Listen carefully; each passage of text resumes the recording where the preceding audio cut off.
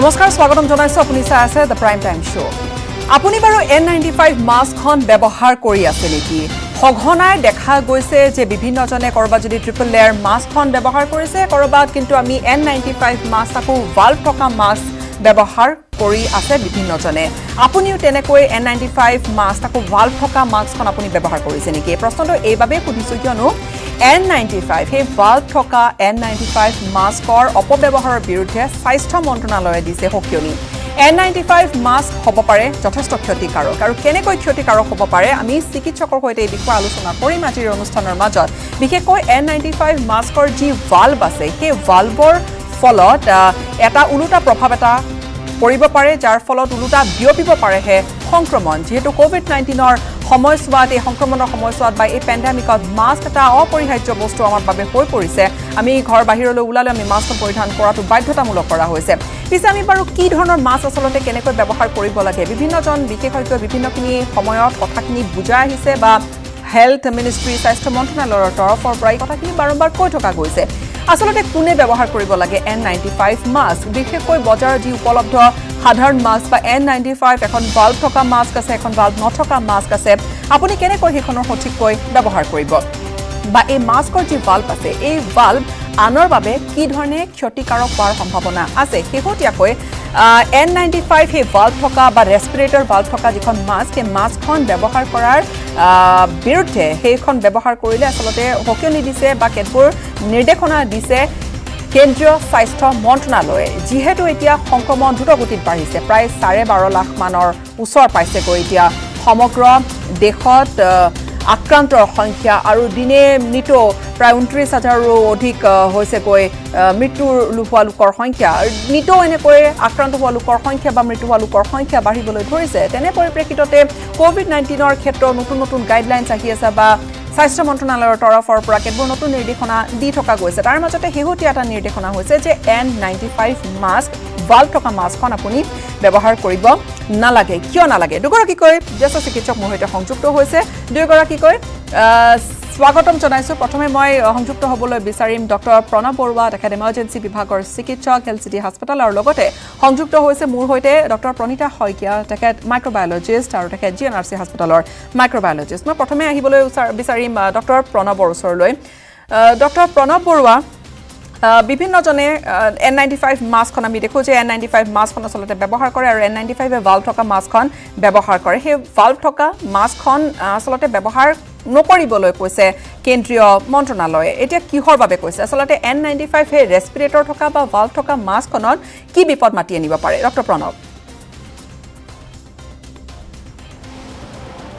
হয়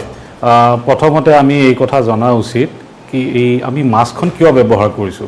আমি মেডিকেল টাৰ্মছত এটু আমি সোৰ্স কন্ট্ৰোল বুলি কওঁ ধৰি লওক মই এজন কৰোনা আক্ৰান্ত মোৰ পৰা যাতে অন্য এজনলৈকে কৰোনাটো স্প্ৰেড নহয় হেতু বন্ধ কৰিবলৈ আমি মাস্কখন ব্যৱহাৰ কৰো এতিয়া কি হৈছে যোনটো মাস্ক ডেভেলপ ব্যৱহাৰ কৰিলে আপোনাৰ যোনটো সংক্ৰমণ গণ সংক্ৰমণটো এভয়েড কৰিব পৰা যায় এতিয়া WHO অকল তিনটা কাৰণত আপোনাৰ মাস্ক ইউজ কৰিব দিছে এক নম্বৰ কাৰণ হৈছে যদি হে আপুনি হেলথ কেয়াৰ ওয়াৰ্কাৰ মানে ডাক্তৰ বা পেশেন্টৰ লগত ডাইৰেক্টলি আপুনি ডিল কৰিছে আৰু দুই নম্বৰ হ'ল আপুনি যদি এজন কৰোনা আক্ৰান্ত ৰোগী তিন নম্বৰ হৈছে আপুনি যদি ৰোগীক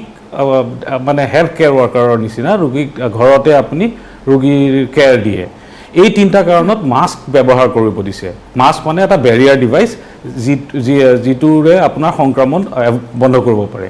এতিয়া তাতে ৰেসপিৰেটৰ থাকা মাস্ক ৰেসপিৰেটৰ মানে আপোনালোকে হয়তো লক্ষ্য কৰিছে মাস্কত সাইডত এটা ফুটা এটা থাকে এই ফুটাটোৰ দি আপুনি উখা ললে এয়া হয় আৰামছে বতাটো ভিতৰলে সোমায় এতিয়া সেই মাস্কখনৰ যোনখন ৰেসপিৰেটৰ তাতে এটা ফিল্টাৰিং ডিভাইস থাকে ফিল্টাৰ বুলি ক'লে আমি কি বুজো এটা ভাল্ভ হল আপুনি যেনেকে সাইকেলত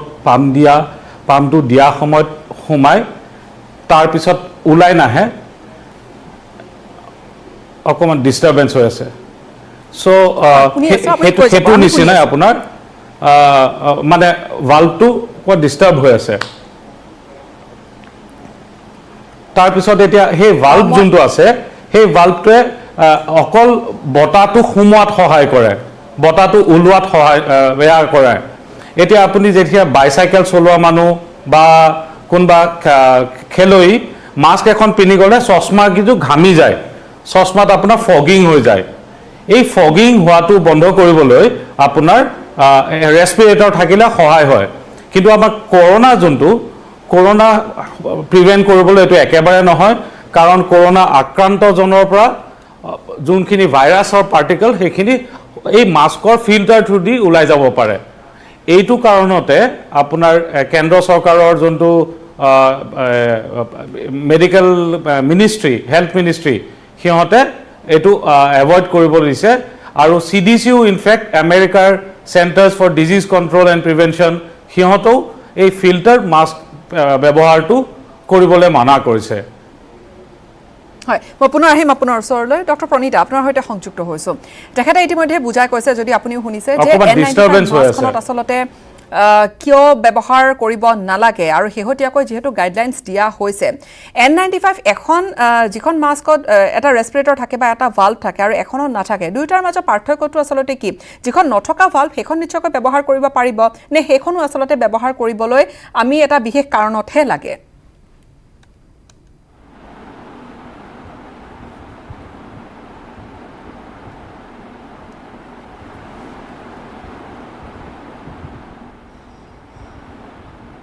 সম্ভৱতঃ তেখেতে শুনা নাই মই পুনৰ এই প্ৰশ্নটো তেওঁলৈ লৈ যাম ডক্টৰ প্ৰণৱ বৰুৱা আপুনি যেহেতু শুনিছে প্ৰশ্নটো আসলতে দুখন মাস্কৰ কথা আমি কৈ আছো যে এখন N95 মাস্ক দুইখন N95 মাস্ক এখনত হে ভালভ এটা থাকে এটা ফুটা এটা থাকে যাৰ দ্বাৰা শ্বাস প্ৰশ্বাসত আসলতে সুবিধা হয় এটা যিখনত নাথাকে সেইখন আমি সাধাৰণতে সেইখন ব্যৱহাৰ কৰিব পৰা যায় নে সেইখনো বিশেষকৈ মেডিকেল যিসকল ষ্টাফ থাকে বা স্বাস্থ্য কৰ্মী থাকে তেওঁলোকেহে ব্যৱহাৰ কৰিব লাগে দুটা পাৰ্থক্যটো কি আসলতে ডক্টৰ প্ৰণৱ হয় এতিয়া যোনখন মাস্ক আমি ব্যৱহাৰ কৰো ভাল্ভ নাথাকা মাস্কখনে কি হয় ৰোগী এজনৰ পৰা অন্য এজনলৈকে দিয়াটো বন্ধ কৰে এটা এনেকুৱা ধৰণৰ ৰিসাৰ্চ এটা ইউকেত হৈছিলে তাতে কৈছিলে যে যদি 60% মানুহে মাস্ক ব্যৱহাৰ কৰে যোনটো মাস্কে আপোনাৰ 3 লেয়াৰ্ড মাস্ক হওক বা সাৰ্জিক্যাল মাস্ক হওক বা কাপোৰে হওক যদি কিবা এটা বেৰিয়াৰ ডিভাইস দি পেলে মুখখন ঢাকিব পাৰে তেনেহলে আপোনাৰ দেখা যায় যে 60% ইনফেকশন প্ৰিভেন্ট কৰিব পাৰে 60% লোকৰ ইনফেকশন প্ৰিভেন্ট কৰিব পাৰে এইখিনতে মই আৰু এটা কথা কৈলো যোনটো N95 এই নামটো কি N95 নামটো হৈছে N মানে মাস্কখন ফ্লুইড ৰেজিস্ট্যান্স হয় নে নহয় এই ফ্লুইড যোনটো কৈছে মানে হিহতে মিন কৰিছে তেল অয়েল এতিয়া এটু ক্লাসিফিকেশন আমেরিকান ক্লাসিফিকেশন N95 তাতে national institute of occupational standards and health ইহতে ক্লাসিফাই কৰা N95 এ বুজায় যে যিবোৰ সৰু পাৰ্টিকল মানে লেস দেন 5 মাইক্ৰনছ হয় আমাৰ মেডিকেল ভাষাত হেতু সাইজৰ পাৰ্টিকল N95 মাস্ক এখনে 95% হিহতে প্ৰিভেন্ট কৰিব পাৰে হুমুৱাটো আৰু ঠিক হেদৰে N99 আছে N100 আছে আৰু এই N মানে this is not oil resistant N for not oil resistance তা হেনুকাকে moderately resistant to পোৱা যায় আৰু একদম resistant to oil পোৱা যায় আমাৰ এতিয়া airborne infection হওক বা droplet infection এ হওক এইটোত আমাৰ oil resistance নালাগে আমাৰ এনে নৰমাল মাস্ক এখনে হয় আৰু সেই মাস্কখনে আমাৰ সংক্ৰমণটো বন্ধ কৰিব পাৰে এতিয়া ইয়াতে কোৱা হৈছে যে নৰমাল যোনখন N95 মাস্ক আমি নৰমাল মাস্কহে ইউজ কৰিব লাগে তাতে N95 জনসাধাৰণৰ কাৰণে নহলেও হ'ব N95 ব্যৱহাৰ কৰাত যেনেকে WHO কৈছে যে আপুনি যদি ডাক্তৰ বা আপুনি যদি হস্পিটেলত কাম কৰি আছে য'ত ৰোগীৰ সংখ্যা বেছি ৰোগীৰ মানে ৰোগী এজনৰ অ্যাটেন্ডেন্ট যাৰো কৰোনা থাকিব পাৰে সিহঁতৰ লগত আপোনাৰ টাচত আহা চান্স বেছি হেনুকা ক্ষেত্ৰত আপুনি N95 মাস্ক হস্পিটেলত ইউজ কৰিব পাৰে কিন্তু এটুৰ বাহিৰে এনে ইন জেনাৰেল আপুনি যদি ৰোগীৰ ওচৰত নাই তেনেহলে এনে 3 লেয়াৰ্ড মাস্ক বা কাপোৰৰ মাস্কও ব্যৱহাৰ কৰিব পাৰে আৰু আগতে কোৱাৰ নিচিনা আপোনাৰ সেই যোনখন ফিল্টাৰ আছে ফিল্টাৰখন অকল দুটা কাৰণত ইউজ হয় এটা কাৰণ হল উশাহ লোৱাত অকমান সহজ হয় পুৰা মাস্কখন ঢাকা থাকিলে আপোনাৰ উশাহ লওঁতে অকমান অসুবিধা হয় আৰু উশাহ এৰোতেও একেধৰণে উশাহ এৰোতেও আৰামছে উশাহ এৰিব পাৰে যেতিয়া ফুটা এটা থাকে ফুটাটোৱে ভালভ হয় যোনটো ইউনি ডাইৰেকশ্যনেল ফ্ল' এলাউ কৰে মানে বাহিৰৰ পৰা সোমাব নোৱাৰে ভিতৰৰ পৰা সহজে ওলায় এনেকুৱা এটা ফ্ল' এই ভিতৰৰ পৰা যিহেতু সহজে ওলাইছে সংযুক্ত হৈছে মোৰ সৈতে ডক্টৰ প্ৰণীতা মই প্ৰশ্নটো আপোনালৈ লৈ যাম পুনৰবাৰ যে আচলতে N95 মাস্কৰ যিহেতু কোৱা হৈছে যে ভাল্ভ থকা মাস্কখন পৰিধান কৰিব নালাগে তাৰ বাবে আচলতে বেলেগ এজন সংক্ৰমিত হ'ব পাৰে অৰ্থাৎ তেওঁক যদি কোনোবা শুশ্ৰূষা কৰি আছে তেওঁ এৰাহে তেওঁ শ্বাস লোৱা নহয় যিখিনি তেওঁ উশাহ এৰে তাত আচলতে তেওঁ বতাহ এৰা তাত সংক্ৰমণৰ ঘটনা ঘটিব পাৰে এতিয়া বিভিন্নজনক আমি দেখো যে এখন মাস্ককে তেওঁলোকে সেই N95 মাস্কখনকে তেওঁলোকে বহুত দিন পৰিধান কৰি আছে বা তেনেকুৱা দেখাও যায় সাধাৰণতে এতিয়া সেই N95 মাস্ক এখন আচলতে কিমান সময় পিন্ধিব পাৰি যদিহে তেওঁ ভাল্ভ নথকা মাস্কখন তেওঁ ব্যৱহাৰ কৰি আছে যদি ভাল্ভ নথকা হয় আমি শুনি আছো যদি মান হুলস্থুল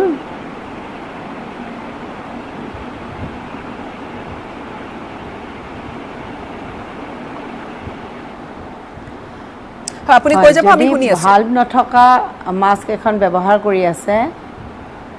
N95 মাস্ক এখন যদি ব্যৱহাৰ কৰি আছে এটো ডিপেন্ড কৰিব কোনে ব্যৱহাৰ কৰিছে আৰু কি ধৰণে ব্যৱহাৰ কৰিছে এতিয়া যদি এৰসল মানে যেতিয়া কিছুমান প্ৰসিডিউৰ কৰা যায় আৰু প্ৰসিডিউৰ কৰাৰ ফলত ভাইৰাছ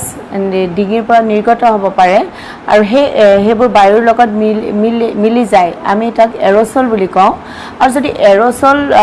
জেনাৰেট কৰা তেনেকুৱা সময়ত যেতিয়া মাস্কটো পিন্ধি থাকিব তেতিয়া সেই মাস্কখন কিন্তু সেই কামখিনি হোৱাৰ পিছত হেতু আমি পেলাই মানে ডিসপোজ কৰিবলৈ লাগে যি ধৰণে আমি ডিসপোজ কৰা নিয়ম আছে সেই ধৰণে কৰিবলৈ লাগিব আৰু যদি যেতিয়া আমি ল্যাবৰেটৰীত ব্যৱহাৰ কৰিম তেতিয়া বা সিস্টাৰ এগৰাকীয়ে যেতিয়া ট্ৰিটমেন্টৰ সময়ত ব্যৱহাৰ কৰিব বা কেয়াৰ লওঁতে যেতিয়া ব্যৱহাৰ কৰিব তেতিয়া একেৰাহে 8 ঘণ্টা সেই মাস্ক পৰিধান কৰি তাৰ পিছত আমি সেই মাস্কখন ডিসপোজ কৰিব লাগে আৰু যেতিয়া আপুনি যেনেকৈ সুধিছে যে আমি সাধাৰণ মানুহে যদি ব্যৱহাৰ কৰে প্ৰথম কথা হ'ল কি সাধাৰণ মানুহখিনিয়ে N95 মাস্ক ব্যৱহাৰ কৰিব নালাগে কিন্তু যদিও ব্যৱহাৰ কৰে তেতিয়া কিন্তু তেওঁলোকে এটা বাহিৰৰ পৰা আহিলে আহাৰ পিছত কিন্তু সেইখন আৰু এবাৰ মানে সেইখন আইডাৰ উলুমাই থৈ দিয়ক মানে এটা পৰিষ্কাৰ ঠাইত থৈ দিয়ক এদিন বা দুদিনলৈকে যাতে তাত কিবা লাগি থাকিলেও সেইখিনি নাইকে মানে মৰি যায় ঠিক তেনেদৰে কিন্তু একেৰাহে বহুদিন কিন্তু কেতিয়াও পিন্ধিবলৈ নালাগে এদিনেই পিন্ধিব পাৰে আৰু তাতো যদি এনেকুৱা এটা ঠাইত গৈছে য'ত ভাইৰাছৰ লোড বেছি হোৱাৰ সম্ভাৱনা আছে তেতিয়াহ'লে কিন্তু আহি সেই মাস্কখন খুলি থ'বলৈ লাগে আৰু আজিকালি বহু ধৰণৰ মাস্ক আছে ৱাশেবল মাস্ক পায়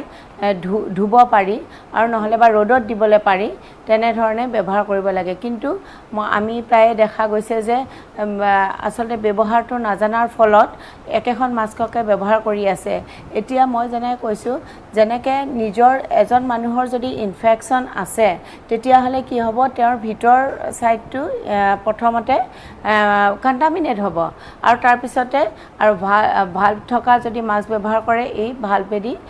বাহিৰলৈকে ওলাই আহিবলৈ পাৰে আৰু যদি তাৰ মানে কৰবাত হে ভাল্ভ থকা মাস্কখন বেছিকৈ ব্যৱহাৰ হলে কৰবাত সংক্ৰমণৰ ঘটনা অধিক বাঢ়ি যাব পাৰে নহয় জানো বাঢ়ি যাব পাৰে আৰু কিন্তু মাস্ক যদি ভাল্ভ নথকা মাস্ক এখন পিন্ধি পেলাই এজন মানুহ আছে আৰু তাৰ কাষত এজন মাস্ক নিপিন্ধা মানুহ আছে আৰু যিন ইনফেক্টেড তেতিয়াহ'লে কি হ'ব তেওঁৰ লগত যেতিয়া তেওঁ স্নিজিঙে কৰক বা তেওঁ কথা পাতক বেছি সময় যেতিয়া 15 মিনিটৰ বেছি যদি একেবাৰে ওচৰৰ পৰা যদি কথা পাতি থাকে এজন পজিটিভ মানুহৰ লগত তেতিয়া নেগেটিভ যিজন আছিলে তেওঁ মাস্ক পৰিধান কৰিলে তেওঁ মাস্কৰ বাহিৰত এই ভাইৰাছ কন্টামিনেট হ'ব যদি এই মাস্কখন যদি ভালদৰে ডিসপোজ নকৰে তেতিয়াহ'লে কি হ'ব এই ভাইৰাছে আকৌ কিবা প্ৰকাৰে আমাৰ নাকেৰে বা মুখেৰে সোমাই পেলাই ইনফেকশ্যন কৰিব পাৰে গতিকে ভাল মাস্ক এখন অকল পিন্ধিলেই নহ'ব তাৰ ব্যৱহাৰটো খুব ভালদৰে জানিব লাগে এই সেগতে মই কওঁ যে এতিয়াও মানুহবিলাকে যেনেকে মাস্কখন N95 মাস্ক পিন্ধিও মাস্কখন তললৈকে ৰাখি পেলাই কথা কয় যাৰ ফলত কি হ'ব বেছিকে কন্টামিনেশ্যন হ'ব কাৰণ কিয় বাহিৰত যিখিনি লাগি থাকে মাস্কখনৰ বাহিৰত যদি ভাইৰাছ লাগি থাকে হেয়া কিন্তু কন্টামিনেট কৰিব গতিকে মাস্ক এখন পিন্ধোতে ইনফেক্টেড মানুহজনৰ ভিতৰৰ ফালে প্ৰথমে কন্টামিনেট হ'ব কিন্তু এজন নিৰোগী মানুহে যেতিয়া মাস্ক এখন পৰিধান কৰিব তাৰ কাষত যদি ইনফেক্টেড মানুহ থাকে তেতিয়াহলে বাহিৰ সাইডটো মানে কন্টামিনেট কৰিব গতিকে সেইখিনি ব্যৱহাৰ জানি মানুহে ব্যৱহাৰ কৰিব লাগে আৰু সেই হিচাপে ডিসপোজ কৰিব লাগে যতে ততে যাতে ডিসপোজ নকৰে আৰু যাতে হাতখন বাহিৰত মাস্কৰ বাহিৰত সেইবাবে হয়তো অপব্যৱহাৰৰ বিৰুদ্ধে ভাল থকা ৰেসপিৰেটৰ থকা বা সেই ফিল্টাৰ থকা N95 মাস্কনৰ অপব্যৱহাৰৰ বিৰুদ্ধে হেলথ মিনিষ্ট্ৰী স্বাস্থ্য মন্ত্ৰণালয়ে এই হকিয়নি জাৰি কৰিছে আৰু হেয়া যেহেতু মাস্ক এতিয়া আমাৰ জীৱনৰ এটা অভিন্ন অংগ হৈ পৰিছে কোভিড-19ৰ হৈতে যুঁজি থকাৰ সময়ত সকলোৱে মাস্কখন পৰিধান কৰিছে কিন্তু সঠিককৈ পৰিধান কৰাটো অতি জৰুৰী আৰু যেহেতু স্বাস্থ্য মন্ত্ৰণালয়ৰ পৰা কোৱা হৈছে এখাৰ কথা যে N95 এ ভাল থকা মাস্কখন আপুনি ব্যৱহাৰ নকৰিব ঘৰত বনোৱা বা ট্ৰিপল লেয়াৰ সাধাৰণ সেই মাস্কখন ব্যৱহাৰ কৰক সেইমতে হয়তো ব্যৱহাৰ কৰিলে কৰবাত সংক্ৰমণৰ পৰা অধিক সংক্ৰমণ বিয়পি পৰাৰ পৰা কৰবাত অকনমান ৰেহাই পোৱা যাব পাৰে আমি দুয়োগৰাকী চিকিৎসকক লাইনত থাকিবলৈ অনুৰোধ জনাম মাস্কৰ লগতে আন এটা গুৰুত্বপূৰ্ণ প্ৰসংগ হৈছে সকলোৰে মুখে মুখে এতিয়া কেতিয়া ওলাব গৈ কোভিড-19ৰ ভ্যাকচিন কোভ্যাক্সিনৰ ট্ৰায়াল আৰম্ভ হৈছে আৰু কোন কোন প্ৰতিষ্ঠানে বাৰু আৰম্ভ কৰিছে ভ্যাকচিন প্ৰস্তুতৰ কাম সমগ্ৰ দেশৰ ভিতৰতে প্ৰায় 7টামান তেনেকুৱা প্ৰতিষ্ঠানৰ ভিতৰত এই কামকাজ চলি আছে আৰু অক্সফৰ্ডৰো বিশেষকৈ এটা ভ্যাকচিনে হেহতিয়াকৈ আজি 2-3 দিনৰ পৰা যথেষ্ট সংবাদ শিৰোনাম দখল কৰি আছে আশাৰ এঙনি দিছে আৰু চেতৰ ৰক্ত কণিকাই হওক বা প্ৰতিৰোধী যি ক্ষমতা থাকে দেহৰ হেয়া এন্টিবডি বঢ়াই তোলাৰ ক্ষেত্ৰত সহায়ক হৈছে অক্সফৰ্ডৰ এই ভ্যাকচিনে কিন্তু লগতে ভ্যাকচিন আসলতে কেতিয়া ওলাব বা ভ্যাকচিনৰ যে ক্লিনিক্যাল ট্ৰায়াল ফেজ 1 ট্ৰায়াল কয় ফেজ 2 ট্ৰায়াল কয় এয়া আসলতে কি বা ভ্যাকচিনক লৈ যি দ্ৰুত গৱেষণা চলি আছে দেশত হেয়া কিহৰ ওপৰত নিৰ্ভৰ কৰিব সেই ভ্যাকচিনৰ সফলতা এই বিষয়ে দুয়োগৰাকী চিকিৎসকৰ হৈতে আলোচনা কৰি প্ৰথমে ডক্টৰ প্ৰণীতা আপোনাৰ ওচৰলৈ আহিছো এগৰাকী মাইক্ৰোবায়োলজিষ্ট হিচাপে আপোনাৰ পৰা এইখিনি কথা নিশ্চয় আমি জানিব পাৰিম যে ভ্যাকচিনৰ সফলতা এটা আসলতে কিহৰ ওপৰত নিৰ্ভৰ কৰে যেহেতু ট্ৰায়াল আৰম্ভ হৈ গৈছে আৰু সেই ট্ৰায়ালবোৰ কি পৰ্যায়ত থাকে কি ট্ৰায়াল হয় এইবোৰ হয় ভ্যাকচিন অপৰিহাৰ্য বিশেষকৈ এতিয়া কোভিড-19ৰ যি ৰূপ সংহাৰী ৰূপ ধাৰণ কৰিছে গোটেই পৃথিৱীতে পেণ্ডেমিক গতিকে ভ্যাকচিন অপৰিহাৰ্য হৈ পৰিছে আৰু যদি আমি ভ্যাকচিন নাপাওঁ ভ্যাকচিন এটা যদি উদ্ভৱ কৰিব নোৱাৰে তেতিয়াহলে কি হ'ব আমি হয়তো সদায় এনেকে মাস্ক পৰিধান কৰি বা এই লকডাউনৰ মাজে মাজে এনেকৈ থাকিব লাগিব আৰু যিয়ে আমাৰ অৰ্থনৈতিক মানসিক শাৰীৰিক সকলো ধৰণে আমাক ব্যতিব্যস্ত কৰি তুলিব গতিকে ইয়াতে এতিয়া বিভিন্ন ধৰণৰ ভ্যাকচিন ইতিমধ্যে বিভিন্ন বেমাৰৰ কাৰণে ওলাইছে আৰু সফলতাও লাভ কৰিছে আৰু এতিয়া কোভিড-19ৰ কাৰণে প্ৰায় 100ৰ ওপৰত প্ৰায় 200 প্ৰতিষ্ঠানে পৃথিৱীৰ বিভিন্ন ঠাইত চেষ্টা কৰি আছে তাৰ ভিতৰত সাইনোভেক মানে চাইনাৰ এতিয়ালৈকে 3-4টা প্ৰতিষ্ঠানে যথেষ্ট আগবাঢ়িছে তেওঁলোকে ফেজ 3 উপনীত হৈছে তাৰ ওপৰত আটাইতকৈ গুৰুত্বপূৰ্ণ কথা যে অক্সফৰ্ড ইউনিভাৰ্চিটি তেখেতসকলেও ফেজ 3 তেওঁলোকে এতিয়ালৈকে 10,000 মানুহক ট্ৰায়াল দিছে আৰু খুব সুখৰ কথা যে একে সমানে আজি ভাৰতেও যি আমাৰ কোভ্যাক্সিন বুলি যিটো ব্ৰ্যান্ড নেমত কোভ্যাক্সিন ট্ৰায়াল চলি আছে আৰু এয়াও এতিয়া ফেজ 3 পাইছে বিশেষকৈ এই ভ্যাকচিন বিলাক যেতিয়া মানে আৰম্ভ কৰিবলৈ ললে প্ৰথমতে আমি ক্যান্ডিডেট মানে কাক লৈ পেলাই ভ্যাকচিনটো কৰিব মানে ভাইৰাছ এটাৰ এগেইনষ্টত এটা ভ্যাকচিন তৈয়াৰ কৰিব তো ভাইৰাছৰ কোন পাৰ্টটো ল'ব আৰু RNA ভাইৰাছত এটা এইটো যেটো কোভিড এটা RNA ভাইৰাছত এটা মানে ডিসএডভান্টেজ থাকে কি মিউটেশন খুব সোনকালে হয় আৰু মিউটেশন মানে কি তাৰ যেটো জেনেটিক মানে চেইনটো অলপ চেঞ্জ হৈ যায় যদি জেনেটিক মানে চেইনটো চেঞ্জ হৈ যায় তেতিয়া হলে আকৌ ভ্যাকচিনটো ফেইল হৈ যাব পাৰে এতিয়া আমাৰ ইনএক্টিভেটেড ভ্যাকচিন আটাইতকৈ বেছি ক্যান্ডিডেট হিসাবে লৈছে আৰু ইন্ডিয়াৰ যি ভাৰত বায়োটেক ICMR হৈতে যি ভ্যাকচিন কোভ্যাক্সিন ট্ৰায়েল দিছে ইয়াতে এই যেটো আমাৰ আপোনালোক সকলোৱে দেখিছে যে ভাইৰাছটোৰ বাহিৰৰ ফালে কিছুমান স্পাইকস থাকে আৰু এই স্পাইকসৰ লগত সংগতি ৰাখি এই ভ্যাকচিনটো তৈয়াৰ কৰিছে এতিয়া মই এই প্ৰসংগত আকৌ আপোনাৰ ওচৰলৈ লৈ যাম কিন্তু ডক্টৰ প্ৰণৱ যদি আপুনি শুনিছে আসলতে এই যে ফেজৰ কথা কোৱা হয় যে phase 1 trial phase 2 trial phase 3 trial এয়া কি ধৰণৰ ফেজবোৰ কেনেকৈ নিৰ্ধাৰণ কৰা হয় কিবা বিশেষ থাকে যে ফেজ 1ত আমি কেজনমান মানুহক লম ফেজ 2ত আমি বেলেগ কেজনমানক লম তেনেকুৱা কিবা থাকে নে ডোজ বঢ়াই গৈ থাকে আসলতে কি হয় এতিয়া ভ্যাকচিন এটা যেটা তৈয়াৰ কৰিব ওলাই তাৰ আগতে বহুত কেটা ষ্টেপ ফলো কৰিব লগিয়া হয় আপোনাৰ একদম প্ৰথমতে কি ইনফৰমেশন আছে হেখিনিৰ পৰা প্ৰিপাৰেচনৰ পৰা ষ্টাৰ্ট কৰি এনিমেল ট্ৰায়েল তাৰ পিছত প্ৰি ক্লিনিক্যাল ট্ৰায়েল তাৰ পিছত ক্লিনিক্যাল ট্ৰায়েল এনেকুৱা ধৰণৰ বহুতটা ষ্টেজ থাকে আপুনি যে এতিয়া ফেজ 1 2 3 কৈ আছে এই কেইটা হৈছে আপোনাৰ হিউম্যান ট্ৰায়েলৰ ফেজ 1 ফেজ 2 ফেজ 3 আসলতে নতুন এটা দৰব বা নতুন এটা ভ্যাকচিন আজিলৈকে যোনটো ব্যৱহাৰ হোৱা নাই আৱিষ্কাৰ কৰা চেষ্টা চলি আছে হেনেকুৱা এটা বস্তু যেতিয়া হিউম্যান সাবজেক্ট এটা মানে মানুহৰ ওপৰত হেতু এটা এক্সপেৰিমেন্ট কৰিব ওলাই তেতিয়া আপোনাৰ দেখা যায় যে মানে এটো নিৰ্ধাৰিত কৰিব লাগিব যে মিনিমাম মানুহৰ যাতে এফেক্ট হয় আৰু যদি কিবা বেয়া এফেক্টও হয় হেতুও গম পাব লাগিব আৰু যোনটো এফেক্ট হয় হেতু কন্ট্ৰলেবল হ'ব লাগিব সো ফেজ 1 ক্লিনিক্যাল ট্ৰায়েলত কি হয় আগৰ ষ্টাডিখিনি এনিমেলৰ ওপৰত কৰে মানে জীৱ-জন্তুৰ ওপৰত কৰি আহি হিউম্যান ট্ৰায়েল আৰম্ভ হয় হিউম্যান ট্ৰায়েলত ফেজ 1ত কম ভলিউম মানে পপুলেশন যোনটো হয় হেতু অকমান কম ইয়াৰ হয় যেনেকে আপুনি এইমাত্ৰ বাইদেউ ক'লে কোভ্যাক্সিন যোনটো লঞ্চ কৰিছে হেতু মানে এৰাউণ্ড 375 নে কিমান মানুহৰ ওপৰতহে হেতু ষ্টাডি কৰিব এই ষ্টাডি কৰাৰ সময়ত এটো নিৰ্ধাৰিত কৰে যে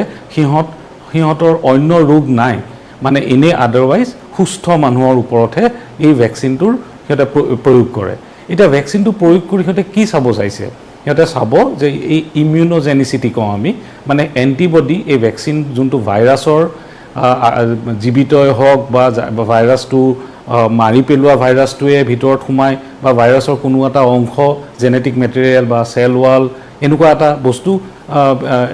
মানে মানুহৰ ইনজেকশন দি দিয়ে তাৰ পিছত সিহঁতে পৰীক্ষা কৰি চাই যে এইটোৰ ৰেসপন্সটো কেনেকুৱা মানুহৰ বডিত ৰেসপন্সটো কেনেকুৱা হৈছে এন্টিবডি প্ৰডিউস কৰিছে নেকি কিবা সাইড এফেক্ট হৈছে নেকি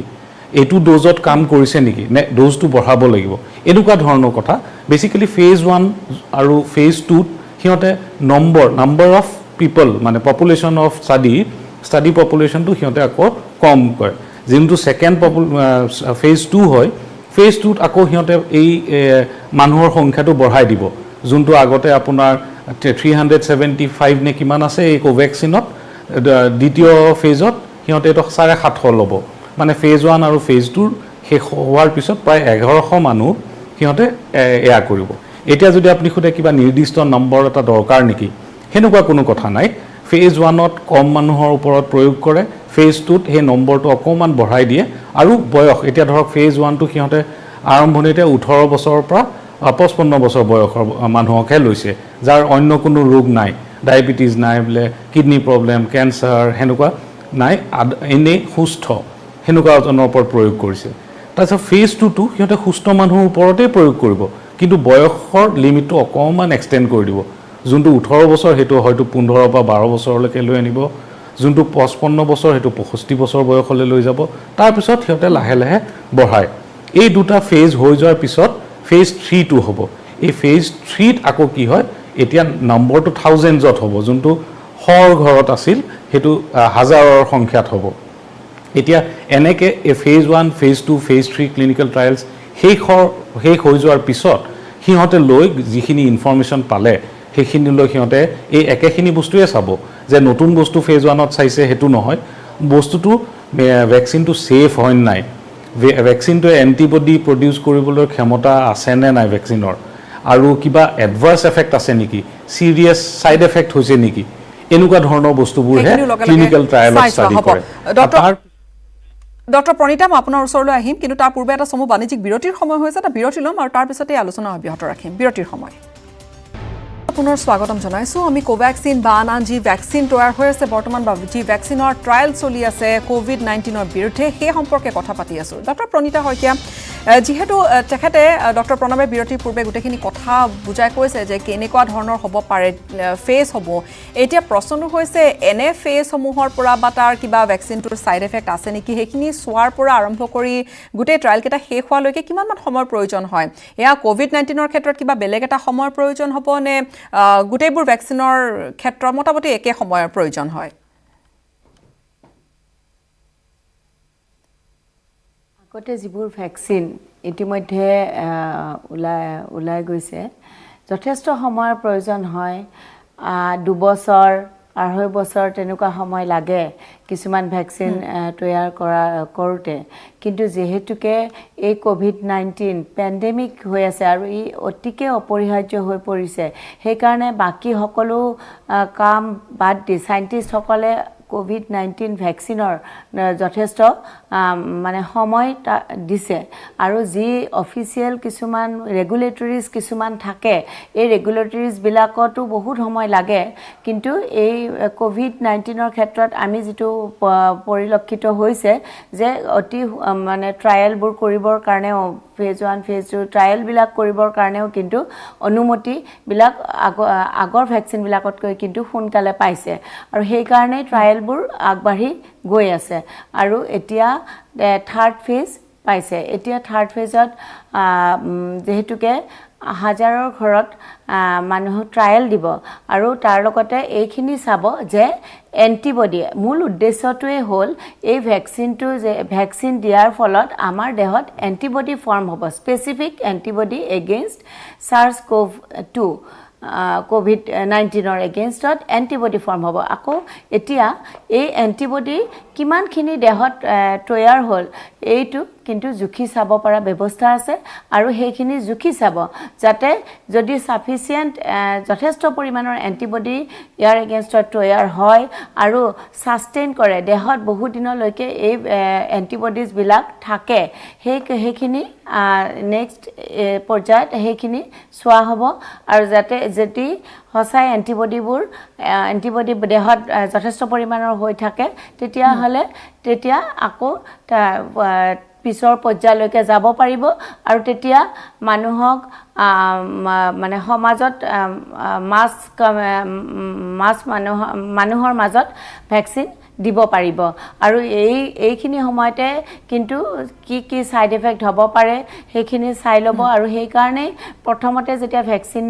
দিয়ে তেতিয়া কম পৰিমাণৰ মানুহৰ মাজত দিয়ে আৰু তেখেতে কোৱাৰ নিচিনাকে যাতে কোমৰবিডিটি নাথাকে তেনেকুৱা মানুহক দিয়ে যাতে আমি ভ্যাকচিনটোৰ বিষয়ে ভালদৰে গম পাব পাৰো কিমান এফিকেসি আছে অৰ্থাৎ জিকে গৰাকীক ভ্যাকচিন দিয়া হৈছে তেওঁলোকৰ পুৰা গোটেই আৰম্ভণিৰ পৰা তেওঁলোকৰ ট্ৰেকিংত ৰখা হয় তেওঁলোকক ট্ৰেক কৰি থকা হয় নিশ্চয় ট্ৰেকিংত ৰখা হয় তেওঁলোকক ট্ৰেকিংত ৰখা হয় আৰু সময়ে সময়ে তেওঁলোকক পৰীক্ষা কৰা হয় আৰু এতিয়া তাৰ পিছত এন্টিবডি কিমান হৈছে সেইখিনি কৰিব কাৰণ এই ভ্যাকচিনে এন্টিবডি তৈয়াৰ কৰিব আৰু যেতিয়া কোনোবাক ইনফেকচন কৰে তেতিয়া এই এন্টিবডি এই ভাইৰাছ বিলাকক নিউট্ৰেলাইজ কৰি দিব আৰু এই ভ্যাকচিনে আনকি টি সেল বুলি এটা সেলৰ দ্বাৰা ভ্যাকচিন টি সেলৰ দ্বাৰা যাতে এই ভাইৰাছ মাৰি পেলাব পাৰে তাৰ কাৰণেও এই ভ্যাকচিনে সহায় কৰিব ধন্যবাদ জ্ঞাপন কৰিছো ডক্টৰ প্ৰণৱ শেষত মই সুধিবলৈ বিচাৰিছো এতিয়া ভ্যাকচিনৰ কথাখিনিয়ে নিশ্চয়কৈ আশাৰ ৰেঙনি আনিছে বিভিন্ন জনৰ মনত যে হয় এটা ভ্যাকচিন আহিলে হয়তো এই বিপদৰ পৰা আমি হাত হাৰিব পাৰিম এতিয়া এই ভ্যাকচিনটো একেবাৰে সফল হোৱাৰ পৰা মাছ স্কেল প্ৰডাকচনো নিশ্চয় লাগিব সেইখিনিলৈকে বহুখিনি প্ৰত্যাহ্বান থাকিব নথকাটো নহয়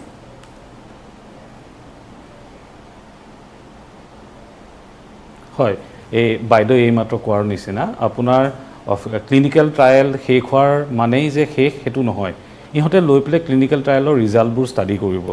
আপোনাৰ এই কামটো কৰোঁতেই আপোনাৰ বহুত সময় লাগি যায় এনে আপুনি যদি এই পেণ্ডেমিকটোৰ চিটুৱেশ্যনটো যদি আমি নাভাবি এনে নৰ্মেল এটা ভেকচিন ওলাবৰ কথা ভাবোঁ তেতিয়াহ'লে দেখা যায় যে কেতিয়াবা 1.5 বছৰ 2 বছৰো লাগে এই ক্লিনিকেল ট্ৰায়েল শেষ হোৱাৰ পিছত তাতে ফেইলিয়াৰ ৰেট থাকে মই ফেইলিয়াৰ ৰেটটো মানে এইটো বুজাইছোঁ এতিয়া ফেজ 1 ক্লিনিকেল ট্ৰায়েল কৰাৰ পিছত ধৰক এটা কিছু এই পাৰ্চেণ্টেজ ফেইলিয়াৰ ৰেটো হয় এই মেডিচিনটো ফেইল কৰিলে 30% মান ফেইল কৰে ফেজ 2 70%ৰ ওচৰা-ওচৰি ফেইল হয় আৰু ঠিক এনেকৈ ফেজ 3টো ফেইল হয় এতিয়া এই তিনিটা ফেজ শেষ হোৱাৰ পিছত সিহঁতৰ যোনখিনি ভালকৈ বিশ্লেষণ কৰাৰ পিছত ধৰি ল'লোঁ চব ঠিক আছে এইটো প্ৰডাকশ্যনত যাব পাৰে তেনেহ'লে সেই দেশখনৰ এটা ৰেগুলেটৰী এপ্ৰুভেল লাগে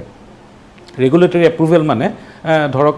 ইণ্ডিয়াত যদি এইটো মাৰ্কেটিং কৰিব খুজিছোঁ ইণ্ডিয়াৰ হেল্থ মিনিষ্ট্ৰীৰ পৰা এপ্ৰুভেল লাগিব ঠিক সেইদৰে আমেৰিকাৰ এপ্ৰুভেলটো লাগে য'ত প্ৰডাকশ্যন হয় এই এপ্ৰুভেলৰ পিছত মাছ প্ৰডাকশ্যন হ'ব তাৰ পিছত বাকীখিনি যোনখিনি ডিষ্ট্ৰিবিউশ্যন আৰু কোৱালিটি কণ্ট্ৰল কোৱালিটি চেক এতিয়া কি হৈছে মই এটা এক্সাম্পল দিওঁ চিকেন পক্স মানে আমি সেই মাজু আই বা বসন্ত ওলোৱা বুলি কওঁ এই চিকেন পক্সৰ ভেকচিনটো ওলাওঁতে 28 বছৰ লাগি গ'ল 28 ইয়াৰ্ছ 28 বছৰ তাৰ ঠিক সেনেকৈ আপোনাৰ প্ৰায় 10 বছৰ লাগি গৈছিলে আপোনাৰ ৰোটা ভাইৰাছৰ ভেকচিন ওলাওঁতে ৰোটা ভাইৰাছ মানে এটা ভাইৰাছ যিটোৱে আপোনাৰ সৰু ল'ৰা ছোৱালীক বেছিকৈ আক্ৰান্ত কৰে আপোনাৰ ডায়েৰিয়া হয় এতিয়া আপুনি মানে এইটো এই কাৰণে ক'লোঁ আপোনালোকে মানে ইমেজিন কৰিব পাৰিব কিমান সময় লাগে এইটো নহয় যে ভেকচিন এটা ওলাম বুলি ক'লে ওলাব কোনোবাই মই শুনিব পালোঁ পঢ়িব পালোঁ বাতৰি কাকতত যে আগষ্টৰ 15 তাৰিখে এইটো একদম মাৰ্কেটত পোৱা যাব ইমান সহজ বস্তু নহয় খুব মানে ৰেগুলেটৰী এপ্ৰুভেলে হওক বা চব ভালকৈ চাকি মানে এইটো হিউমেন ছেফটিৰ লগত জড়িত আপুনি হিউমেন ছেফটিৰ লগত যেতিয়া জড়িত আপুনি তাতে কোনো টাইম লিমিট ৰাখিব নোৱাৰে তাতে আপুনি এই টাইম লিমিট যে মই তাড়াতাড়ি ওলাওঁ ভেকচিনটো তেতিয়া এয়া হ'ব ৱেৰ ভেকচিনটো বোলে ছেফে নহয় তেতিয়া এইটো সাংঘাতিক কাৰবাৰ হ'ব সেইটো নকৰিবলৈ এটা আনচাইণ্টিফিক কাম নকৰে ৰিচাৰ্চ চাইণ্টিষ্টবিলাকে সদায় চাইণ্টিফিক এভিডেঞ্চৰ ওপৰতে কামবোৰ আগবঢ়াই কামবোৰ লৈ সেইটো চাই পেলাই মোৰ লাগিছে চব ৰিচৰ্চ এতিয়া বাইদেউ কোৱাৰ নিচিনাকৈ প্ৰায় 200টামান ভেকচিন হৈ আছে কাৰ কোনটো ষ্টেজ সঠিককৈ কোনেও নাজানে ভালকৈ এতিয়া অক্সফৰ্ডত হৈ থকা যোনটো এষ্ট্ৰাজেনেকা সেইটো এটা ছুইডিছ আৰু ব্ৰিটিছ ফাৰ্ম এটাই একেলগে মিলি কৰিছে আৰু তাতে আপোনাৰ ইণ্ডিয়াৰ চেৰাম ইনষ্টিটিউটো জড়িত সেইটো এটা ভাল খবৰ ইণ্ডিয়াৰ চেৰাম ইনষ্টিটিউটটো হৈছে ইণ্ডিয়ান কোম্পানী এটাই সিহঁতক প্ৰডাকশ্যনৰ সময়ত হেল্প কৰিব বুলি এটা চুক্তি কৰা আছে তাতে আপোনাৰ ফেজ 3 ক্লিনিকেল ট্ৰায়েলছৰ সময়ত সিহঁতৰ ভেকচিনটো আমাৰ ইণ্ডিয়ান পপুলেশ্যনত কেনেকুৱা কাম কৰিব ইণ্ডিয়ান পপুলেশ্যনৰ কাৰণে একেই ড'জ লাগিব নেকি নে ইণ্ডিয়ান পপুলেশ্যনত বেলেগ ধৰণৰ ছাইড এফেক্ট হয় সেইটো ষ্টাডি কৰিব তো এইবোৰ বস্তুত বহুত সময় লাগে এই সময়টো ইহঁতে খুব চেষ্টা কৰিছে দিনে ৰাতি কষ্ট কৰিছে বহুখিনি হয়তো আমি চাবলৈ আছে কিন্তু আশা এয়াই কৰিব পাৰোঁ যে ভেকচিন খুব সোনকালে আহক বজাৰলৈ আৰু যাৰ পৰিপ্ৰেক্ষিতত আমি পুনৰবাৰ সেই পুৰণা পৃথিৱীখন আমি উভতাই পাওঁ দুয়োগৰাকী অতিথিকে মই ধন্যবাদ জ্ঞাপন কৰিছোঁ ডক্টৰ শইকীয়া ডক্টৰ বৰুৱা দুয়োগৰাকী ধন্যবাদ জ্ঞাপন কৰিছোঁ আপোনালোকে খুব গুৰুত্বপূৰ্ণ কথা অনুষ্ঠানৰ মাজত উল্লেখ কৰিছে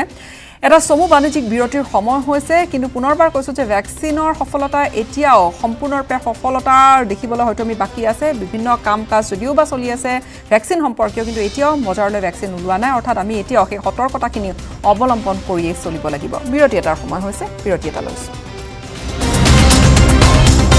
বিৰতি এটাৰ পিছত পুনৰ স্বাগতম আৰু এই মুহূৰ্তৰ এটা উদ্বেগজনক খবৰ দেশৰ চোৰাংচোৱা সংস্থাৰ হাতত আহি পৰিছে কেতবোৰ চাঞ্চল্যকৰ তথ্য যে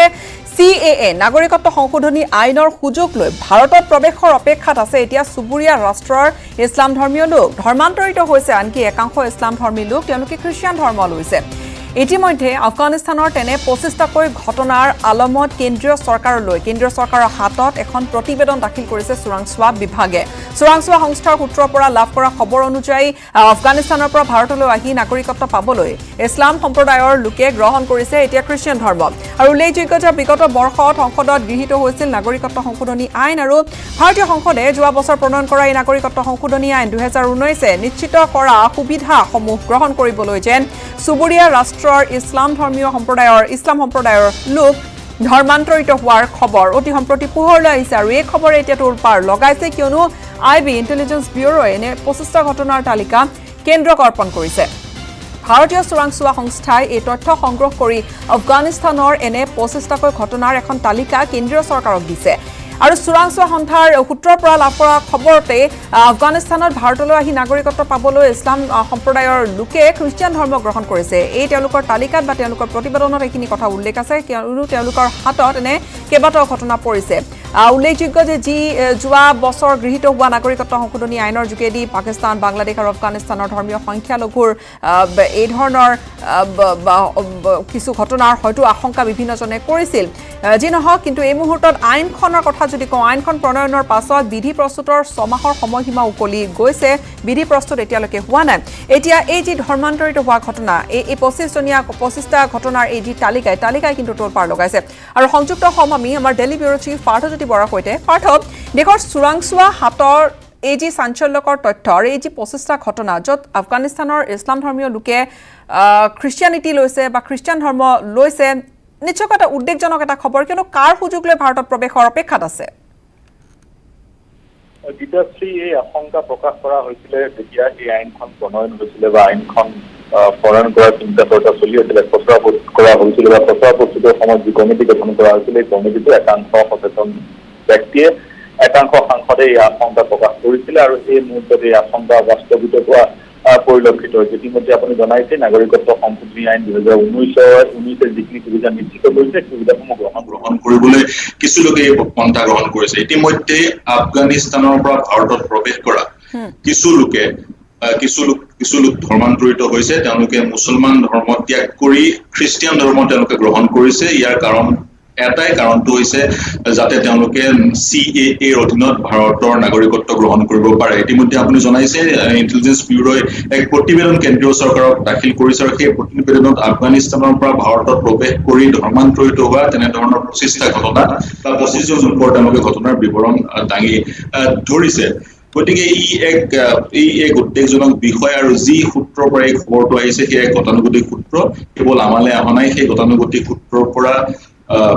ইণ্টেলিজেন্স ব্যুৰোৰ গতানুগতিক সূত্ৰৰ পৰা সকলো সংবাদ মাধ্যমে এই খবৰ পাইছে আৰু সেই সকলো সংবাদ মাধ্যমত এই খবৰ আজি দেখা পোৱা গৈছে আৰু তাৰ সমান্তৰালকৈ আৰু এটা কথা কৈ দিওঁ যিটো কথা প্ৰতিবেদনত নাই কিন্তু সূত্ৰৰ পৰা গম পোৱা গৈছে ভাৰতবৰ্ষত প্ৰায় 40,000 ৰহিংগীয়া লোক আছে আৰু সেই ৰহিংগীয়াসকলেও 2011 পিছত তেওঁলোক ভাৰতলৈ আহিবলৈ আৰম্ভ কৰিছিল আৰু এই ৰহিংগীয়াসকলেও একেই পন্থা গ্ৰহণ কৰিছে তেওঁলোকেও ধৰ্মান্তৰিত হৈছে আৰু উল্লেখযোগ্য যে আফগানিস্তানৰ ইছলাম ধৰ্মৰ লোকসকল যিসকলে ভাৰতত প্ৰৱেশ কৰিছে তেওঁলোকেও খ্ৰীষ্টিয়ানিটি গ্ৰহণ কৰাৰ চেষ্টা চলাইছে আৰু ৰহিংগীয়াসকলেও খ্ৰীষ্টিয়ানিটি গ্ৰহণ কৰাৰ চেষ্টা চলাইছে যিহেতু বিধি এতিয়ালৈকে প্ৰস্তুত হোৱা নাই গতিকে কোনেও নাজানে কি ধৰণৰ নীতি নিয়মৰ যোগেদি সেই CAA অধীনত নাগৰিকত্ব প্ৰদান কৰা হ'ব কিন্তু তেওঁলোকে নিজে ভাবিছে বা সেই সকলোকে ভাবিছে যদি ধৰ্মান্তৰিত হৈ যোৱা যায় বা খ্ৰীষ্টিয়ান ধৰ্ম যদি তেওঁলোকে গ্ৰহণ কৰে তেওঁলোকে নাগৰিকত্ব পাব বুলি ভাবিছে আৰু সেইকাৰণে চাগৈ তেওঁলোকে ধৰ্মান্তৰিত হৈছে আৰু সেই খবৰ ইতিমধ্যে আইবিয়ে পাইছে আৰু আইবিয়ে এই ধৰণৰ আশংকা বিভিন্ন মহলে কৰিছিল এই ধৰণৰ আশংকা আৰু তাৰে এই যি 25জনীয়া তালিকা এই তালিকাখনে আচলতে তাৎপৰ্য বহন কৰিছে তেনে এটা আশংকাৰ বিপৰীতে বা তেনে এটা আশংকাৰ পৰিপ্ৰেক্ষিতত গীতাশ্ৰী 25জনীয়া তালিকা এখন ইণ্টেলিজেন্স ব্যুৰোৱে ভাৰতীয় চোৰাংচোৱা সন্থাই কেন্দ্ৰীয় চৰকাৰক জমা দিয়াৰ খবৰ আমি পাইছো কিন্তু 25জনতকৈ বেছি হ'ব পাৰে সংখ্যা কাৰণ ইতিমধ্যে সংবাদ মাধ্যমত বক্তব্য প্ৰদান কৰিছে আদিব আহমেদ মেক্সৱেল নামৰ এজন ব্যক্তিয়ে সেইজন হৈছে আফগানিস্তানৰ যিসকল খ্ৰীষ্টিয়ান লোক ভাৰতবৰ্ষত থাকে দিল্লীত থাকে তেওঁলোকৰ যি কমিউনিটি অৰ্গেনাইজেশ্যনটো সেই অৰ্গেনাইজেশ্যনটো তেওঁ নেতৃত্ব বহন কৰে তেওঁ কৈছে যেতিয়া নাগৰিকত্ব সংশোধনী বিধেয়কখন আইনলৈ পৰিৱৰ্তন হ'ল আইন প্ৰণয়ন হ'ল তাৰপিছত বহুত তেনেকুৱা ইছলাম ধৰ্মীয় আফগানিস্তানৰ লোকে এতিয়া খ্ৰীষ্টিয়ান ধৰ্ম গ্ৰহণ কৰিব বিচাৰিছে বা খ্ৰীষ্টিয়ান ধৰ্ম গ্ৰহণ কৰিবলৈ কি পন্থা অৱলম্বন কৰিব লাগিব বা কি নিয়ম আছে সেই নিয়মৰ কথা সুধিবলৈ তেওঁৰ ওচৰলৈ আহিছে গতিকে এই কথা স্বয়ং আফগানিস্তানৰ এজন খ্ৰীষ্টিয়ান ব্যক্তি যি দিল্লীত থাকে তেওঁ খ্ৰীষ্টিয়ান কমিউনিটিৰ নেতা আদিব আহমেদ মেক্সৱেল তেওঁৱে কৈছে গতিকে 25জনতকৈ সংখ্যা বহুত বেছি হ'ব পাৰে আৰু মই ইতিমধ্যে কৈছোঁ যিহেতু বিধি এতিয়ালৈকে প্ৰস্তুত হোৱা নাই যদিও 6 মাহৰ ভিতৰত আইন প্ৰণয়ন হোৱাৰ 6 মাহৰ ভিতৰত বিধি কেন্দ্ৰীয় চৰকাৰে প্ৰস্তুত কৰিব লাগিছিল CAA বেলিকা গৃহ মন্ত্ৰালয়ে প্ৰস্তুত কৰিব লাগিছিল কিন্তু 18 জুনৰ দিনাখনে 6 মাহ উকলি গ'ল কিন্তু এতিয়ালৈকে কেন্দ্ৰীয় চৰকাৰে বিধি প্ৰস্তুত কৰা নাই আৰু বিধি প্ৰস্তুত কৰিবলৈ যি সময়ৰ এক্সটেনশ্যন তেওঁলোকে বিচৰা নাই অতিৰিক্ত আৰু 6 মাহৰ সময় কেন্দ্ৰীয় চৰকাৰে বিচৰা নাই তেনে ক্ষেত্ৰত কেতিয়া কেন্দ্ৰীয় চৰকাৰে বিধি প্ৰস্তুত কৰে সেই তথ্য আমাৰ হাতত নাই বা কেন্দ্ৰীয় চৰকাৰে আনুষ্ঠানিকভাৱে ঘোষণা কৰা নাই কিন্তু এই মুহূৰ্তত যিহেতু তেনে এক তথ্য কেন্দ্ৰীয় চৰকাৰৰ হাতত আহি পৰিছে গতিকে বিধি প্ৰস্তুতৰ সময়ত লক্ষণীয় হ'ব সেই সুৰুঙাবোৰ বন্ধ ৰাখিবলৈ কেন্দ্ৰীয় চৰকাৰে বিশেষ ব্যৱস্থা গ্ৰহণ কৰে নে নকৰে স্বাভাৱিকতে অতি তাৎপৰ্যপূৰ্ণ বিষয় এটা হৈ পৰিছে আৰু যিহেতু চোৰাংচোৱাৰ হাততে পৰিছে এখন তালিকা তেনে আচলতে আশংকা বিভিন্নজনে কৰিছিল আৰু তাৰপিছত এই খবৰে কিন্তু সঁচাকৈ হতচকিত কৰিছে বহুজনক আমি বিদায় লৈছোঁ আপোনাৰ পৰা পাৰ্থ ধন্যবাদ জ্ঞাপন কৰিছোঁ আৰু পুনৰবাৰ জনাম যে এই খবৰ আচলতে এই ধৰ্মান্তৰিত হোৱাৰ খবৰ আৰু কেৱল কাৰ সুযোগ লৈ ধৰ্মান্তৰিত হোৱাৰ যি খবৰ আৰু এই যে তালিকা হাতত পৰিছে তালিকাই কিন্তু তোলপাৰ লগাইছে দেশৰ চোৰাংচোৱা সংস্থাৰ হাততে এই চাঞ্চল্যকৰ তথ্য পৰিছেহি যে CAA নাগৰিকত্ব সংশোধনী আইন যাৰ অৱশ্যে এতিয়ালৈকে বিধি প্ৰস্তুত হোৱা নাই আমাৰ ডেইলি ব্যুৰ চিফগৰাকী ইতিমধ্যে কৈছে এইখিনি কথা যে কাৰ সুযোগ লৈ এতিয়া ভাৰতত প্ৰৱেশৰ অপেক্ষাত চুবুৰীয়া ৰাষ্ট্ৰৰ ইছলাম ধৰ্মীয় লোক আৰু ধৰ্মান্তৰিত হৈছে একাংশ ইছলাম ধৰ্মী লোক তেওঁলোকে খ্ৰীষ্টিয়ান ধৰ্ম লৈছে আফগানিস্তানৰ তেনেকৈ ঘটনা পোহৰলৈ আহিছে এতিয়া আন ঠাই বা আন কেইবাখনো দেশৰ কথা উল্লেখ আছে এতিয়া আন ঠাইতো যদি তেনেকুৱা ঘটনা ঘটে তেনেকুৱা যদি ধৰ্মান্তৰিত হোৱাৰ ঘটনা ঘটে তেনেহ'লে নিশ্চয়কৈ এটা চিন্তনীয় বিষয় কিয়নো ইতিমধ্যে এখন আইন হৈছেগৈ নাগৰিকত্ব সংশোধনী আইন হৈছেগৈ অৱশ্যে এতিয়ালৈকে বিধি প্ৰস্তুত হোৱা নাই আৰু বিধি প্ৰস্তুত হ'ব লাগিছিল হোৱাৰ সময়তে এই যি ঘটনা পোহৰলৈ আহিছে নিশ্চয়কৈ কিছু তাৎপৰ্য বহন কৰিছে বা পৰৱৰ্তী সময়ছোৱাত এই ঘটনাই কিন্তু প্ৰতিক্ৰিয়া সৃষ্টি কৰাটো খাটাং সেয়া আছিল কা সম্পৰ্কীয় একেবাৰে শেহতীয়া কেতবোৰ খবৰ পৰৱৰ্তী খবৰলৈ আগবাঢ়িছোঁ এখন বিশেষ গাঁৱৰ কথা ক'বলৈ বিচাৰিম এখন বিশেষ গাঁওখনৰ নাম হৈছে ভোগবন য'ত আচলতে এতিয়া ভোগৰ সময় নাই যোৱা বিগত 2 মাহ ধৰি এই যিখন গাঁও আমি দৃশ্য আপোনালোকক দেখুৱাম এই গাঁওখন আচলতে পানীৰ ওপৰতে আছে ক'বলৈ গ'লে এতিয়া ভেনিছ চহৰৰ কথা আমি কোৱা নাই এই বিশেষ যিখন গাঁও ইয়াত লোকসকল তেওঁলোকে নাৱত বসবাস কৰি আছে নাওতে তেওঁলোকে আছে দিন ৰাতি নাওতে পাৰ কৰিছে কিয়নো বাৰিষাত বানপানী আহিছিল বানে গোটেইখন তেওঁলোকৰ ঘৰৰ ভিতৰত বাহিৰত চাৰিওফালে পানী কৰি পেলাইছে কেওফালে চালে মাথো তেওঁলোকৰ পানী এতিয়া তেওঁলোকে কেৱল হুমুনিয়াহ কৰাৰ বাহিৰে দুখ কৰাৰ বাহিৰে তেওঁলোকৰ যেন আৰু উপায় নাই অকথ্য যন্ত্ৰণা তেওঁলোকৰ জীৱন এনেকৈ কটাইছে ভোগবনৰ বাসিন্দাসকলৰ দুখ কুলাই পাচিয়ে নধৰা 2 মাহ কল্পনা কৰক 60টা দিন 2 মাহ তেওঁলোকে যদি এই নাওসমূহৰ ওপৰত থাকিব লাগে এই নাওকেইখন আমি দেখুৱাইছোঁ তাত পুৰুষ মহিলা তেওঁলোকে যোনে যেনেকৈ পাইছে নিজৰ নাওখনৰ ওপৰত আহি তেওঁলোকে কোনোমতে কণমানি কেঁচুৱাৰ পৰা বৃদ্ধজনলৈকে তেওঁলোকে আছে 2 মাহ ধৰি কল্পনা কৰক এওঁলোকৰ পৰিত্ৰাণ এওঁলোকে কাৰ মুখলৈ চাব এওঁলোকৰ পৰিত্ৰাণ কেতিয়া ভোগবন শিলিখাগুৰি অঞ্চলৰ যিয়ে ৰাইজৰ জীয়া কাহিনী এই প্ৰতিবেদন চাওক ভোগমনত ভোগ নাই আছে হুমুনিয়া আৰু দুখ অকথ্য যন্ত্ৰণা ভোগমনৰ বাসিন্দাৰ 2 মাহে নাৱৰ ওপৰতে আছে এখন গাঁও কল্পনা কৰিব নোৱাৰা সমস্যাৰ মাজত এটা দিন অতিবাহিত কৰিছে লখিমপুৰ জিলাৰ ভোগমন শিলখাগুৰি অঞ্চলৰ ৰাইজে খৰালি ভোগেৰে উপচি থকা ভোগমন গাঁৱত এতিয়া এবুকু পানী সোৱণশিৰি আৰু সোমধিৰি নদীৰ বানৰ কবলত পৰি বিগত 2 মাহে অবৰ্ণনীয় পৰিৱেশ ভোগমনত নাই বিশুদ্ধ খোৱা পানী নাই শৌচাগাৰৰ ব্যৱস্থা এইসকল লোকৰ দুখ দুৰ্দশাৰ খবৰ ল'বলৈ আহৰি নাই স্থানীয় বিধায়ক উৎপল দত্তৰ ৰাইজৰ ক্ষোভ বানে জুৰুলা কৰা ভোগমনলৈ ভোটৰ সময়তহে আহে বিধায়ক উৎপল দত্ত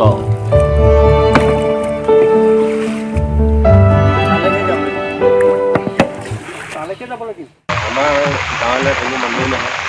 পঞ্চায়তৰ প্ৰেচিডেণ্ট আহিছিলে কালি আজি চাই গৈছে চাইনো কি কৰিব কোনো কৰিবই নোৱাৰে এনেকৈ চাই যাব বাকী মানুহ কোনো নাহে আৰু ইলেকশ্যনৰ সময়ত চব মানুহ আহিব আহি ভোট বিচাৰিব ইয়াতে ভোট দিওঁ আমি ছমাহলৈকে পানী আমাৰ ইয়াত থাকে ৰাস্তা ধুই থাকে ৰাস্তা আমি থিয় হৈ আছোঁ সকলো মানুহ নাও আমাৰ চাংঘৰ এয়া বুৰিবলৈ কালি অকণমান বাকী আছিলে নাৱৰ ওপৰতে ভৰসা ৰাতি হ'লে নাওখন ঘৰত থ'বই লাগে নাওখনে আমাৰ মেইন জীৱনটো হয় কিন্তু এই পৰ্যন্ত 40টা পৰিয়ালে লাভ কৰা নাই কোনো ধৰণৰ চৰকাৰী বান সাহায্য দীৰ্ঘদিনীয়া বান সমস্যা সমাধানৰ বাবে নাই ৰজা ঘৰিয়াৰ কোনো ব্যৱস্থা ৰজাই কটাইছে ভোগ প্ৰজাৰ কুলাই পাচিয়ে নধৰা দুখ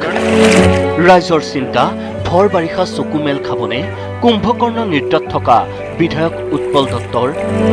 চৰকাৰে ল'বনে এইসকল দুৰ্ভগীয়া লোকৰ বাবে সুব্যৱস্থা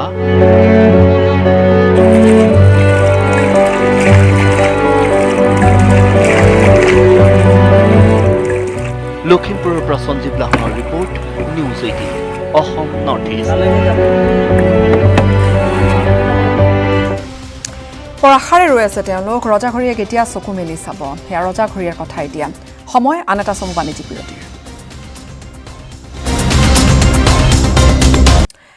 বাগজানৰ খবৰ দিম আপোনালোকক বাগজানত গেছ নিৰ্গমনৰ ফলত এতিয়া বৃহত্তৰ ডুমডুমা অঞ্চলটোৰ ভূমিকম্প সদৃশ ঘটনা ঘটি আছে বাগজানত সেই জুইকুৰা জ্বলি উঠাৰ পৰা প্ৰায় এই দুমাহ সময় ধৰি এই ধৰণে সৰু বৰ ভূমিকম্পৰ দৰে ঘটনাই বাগজানবাসীক জোকাৰি আছে বাগজানৰ গেছ নিৰ্গমন আৰু অগ্নিকাণ্ডই বাগজান অঞ্চলক ক্ষতিগ্ৰস্ত কৰাৰ সমান্তৰালকৈ খাটটোৰ চাৰিওফালে যি বৃহৎ অঞ্চল আছে এটা বিস্তৃত অঞ্চল আচলতে বিকট শব্দ এই নহয় তাত বহু কিলোমিটাৰ জোৰা শব্দ প্ৰদূষণৰ লগতে কাষৰীয়া গাঁও আৰু চাহ বাগিচাৰ জনসাধাৰণৰ আন এটা আতংকৰ কাৰণ হৈ পৰিছে যে তাত ভূমিকম্প হৈ আছে কম বেছি প্ৰাবল্যৰ তাত ভূমিকম্প হৈ আছে মৃদু জোকাৰি তেওঁলোকে 24 ঘণ্টাই অনুভূত কৰি আছে আৰু বিশেষকৈ প্ৰায় 10 কিলোমিটাৰ ব্যাসাৰ্ধৰ ঘৰসমূহৰ ভয়ংকৰ ৰূপ আমি দেখুৱাইছোঁ এই ঘৰবোৰত ফাট মেলিছে ঘৰবোৰ কাৰোবাৰ যদি বেৰত ফাট মেলিছে কাৰোবাৰ আকৌ ছাদত ফাট মেলিছে এনেকৈ ঘৰবোৰত ফাট মেলাত এতিয়া ৰাইজ আতংকিত হৈ আছে আৰু এয়া জুইকুৰা নুনুমোৱালৈকে তেওঁলোকে কিমান দিন ভুগিব লাগিব তেওঁলোকৰ ক্ষয়ক্ষতি হৈছে এইখন ঘৰত তেওঁলোকে পুনৰবাৰ কেনেকৈ থাকিব বা কেনেকৈ তেওঁলোকে সোমাই থাকিব যিকোনো মুহূৰ্ততে ঘৰটো হয়তো খহি পৰিব পাৰে এনেধৰণৰ আশংকা আছে এই বিষয়ে আচলতে ইয়াৰ কিহৰ বাবে এই ভূমিকম্পবোৰ হৈ আছে বা ভূকম্পনৰ সৃষ্টি হৈছে জানিবলৈ চেষ্টা কৰিম সংযুক্ত হৈছোঁ জ্যেষ্ঠ পেট্ৰবিজ্ঞানী প্ৰদীপ শইকীয়াৰ সৈতে আমি সংযুক্ত হৈছোঁ ডিব্ৰুগড়ৰ পৰা ডক্টৰ শইকীয়া প্ৰথমে স্বাগতম জনাইছোঁ আপোনাক অনুষ্ঠানলৈ যিহেতু আপুনি এই খাটটোৰ সৈতে বিভিন্ন ধৰণৰ আপুনি কথা তেওঁলোকক অভয়বাণী দি আছে বাগজানবাসীৰ সৈতে আপুনি থিয় হৈ আছে আমি দেখিছোঁ বা এই খাটটোৰ জুই নিৰ্বাপনৰ ক্ষেত্ৰতো আপুনি ইয়াৰ পূৰ্বে আমাৰ অনুষ্ঠানতো বিভিন্ন ধৰণৰ কথা কৈছে মন্তব্য কৰিছে এতিয়া যে ভূমিকম্পনৰ সৃষ্টি হৈ আছে ভূমিকম্পৰ সৃষ্টি হৈছে কিহৰ বাবে হৈছে বাৰু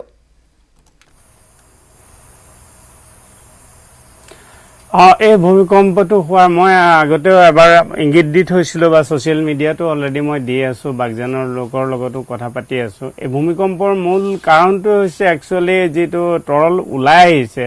সেই তৰলবিলাকে সৃষ্টি কৰা যিটো কম্পন বা ফ্ৰিকশ্যনৰ ফলত ঘৰখনৰ ফলত বা জুইকুৰা জ্বলি থাকোঁতে যিবিলাক